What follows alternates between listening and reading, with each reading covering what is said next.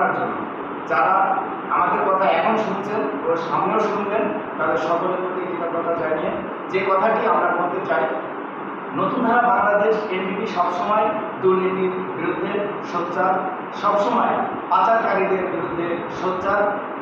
দুর্নীতিবাদ সে যেই সে সরকারি কর্মকর্তা, আমলা বা প্রশাসনের কর্মকর্তা কর্মচারী যেই হোক না কেন, নতুন ধারা বাংলাদেশ এনডিপি সবসময় দুর্নীতির বিরুদ্ধে কথা বলে এসেছে, আজও বলছে, আগামীতেও বলবে।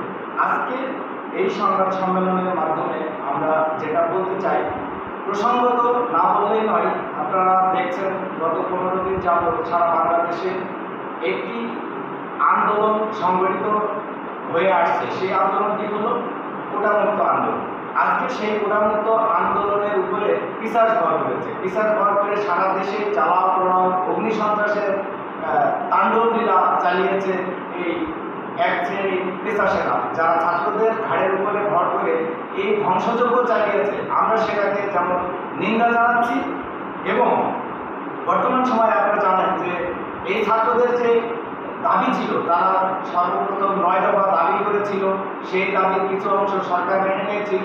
সব শেষে 1 দফা যে দাবি ছিল সরকার আন্দোলন, সেই দাবিটা যেহেতু বাস্তবায়ন হয়েছে, সরকার স্বেচ্ছায় পদত্যাগ করেছে এবং দেশ ছেড়ে চলে গিয়েছে, তাহলে আমি সেই ছাত্রদের প্রতি উদাত্ত আহ্বান জানাবো, এখন আপনারা সবাই ঘরে ফিরে যেতে পারেন। কারণ এখন আর সেই সমস্যাটা নেই। যে দাবিটা জানিয়েছিলেন আপনারা, সেটা তো বাস্তবায়ন হয়েছে।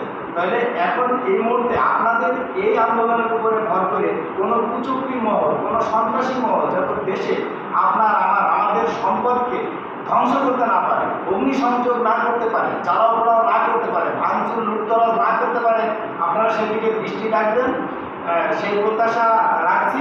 এবং একই সাথে বলতে চাই, নতুন প্রজন্ম সবসময় বাংলাদেশের যে সৈনিক রয়েছে, সেই সৈনিক বাংলাদেশের শান্তির প্রতি নতুন প্রজন্ম সেই সৈনিকদেরকে সবসময় শ্রদ্ধা, সম্মান ও মর্যাদাপূর্ণ একটা জায়গা দিয়ে থাকে।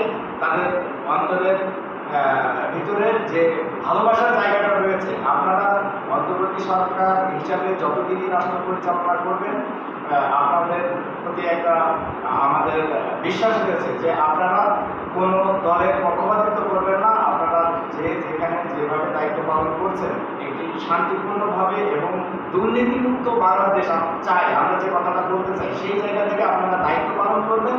এবং যে অন্তর্বর্তীকালীন সরকারের হাতে আপনারা দেশ তুলে দিতে যাচ্ছেন, সেই অন্তর্বর্তী সরকারটা যেন স্বচ্ছ হয়, কোনো রাজনৈতিক দলের চামচা চামুন্ডা যেন সেখানে স্থান না পায়, সেই প্রত্যাশা ব্যক্ত করেই নতুন প্রজন্মের পক্ষ থেকে আমরা এই আহ্বান জানাচ্ছি। এবং এই বলে আমি আমার সংক্ষিপ্ত বক্তব্য শেষ করছি। বিজয় বাংলাদেশ, বিজয় নতুন ধারা। নতুন ধারার অঙ্গীকার, দুর্নীতি থাকবে না। ধন্যবাদ সবাই। এটা কিন্তু আবার